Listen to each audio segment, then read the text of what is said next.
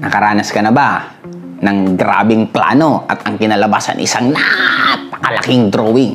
Di ba? Mga planong hindi matuloy, mga swimming na hindi matuloy, mga reunion na hindi matuloy, mga pangarap na hindi matuloy. Tip ko lang sa'yo, classmate, isa lang.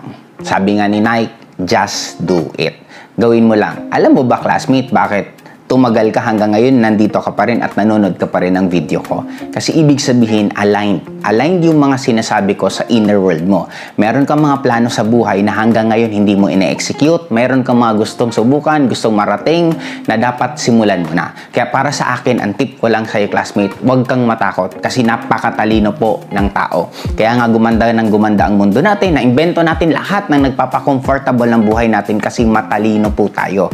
Kaya don't ever expect na magiging perfect. Simulan mo lang. Kasi sigurado ako pag sinimulan mo, matututo ka. Pag natututo ka, mag-i-improve ka. Kaya para sa akin, ano pang inaantay mo? Wag lang puro plano.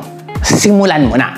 Oops! Teka lang. Siyempre, bago mo simulan yan, tandaan mo tong video to ha. Gusto ko po mag-comment ka at pinakamaganda po niyan lalong-lalo na pag nakuha mo na gusto mo, wag kang kalimutan balikan tong video to at i-comment mo yung experience mo kasi minsan sa buhay natin, kailangan lang natin ng konting paalala kung gaano kakagaling. Minsan, kailangan lang natin ng konting words na mababasa natin na yun ang magpapalakas lalo ng loob natin. Kaya classmate, binibigay ko po sa'yo ang sobrang daming paniniwala. Alam ko at alam mo yan na mayroon kang mararating sa buhay. Kaya ano pang inaantay mo? Simulan mo na yan.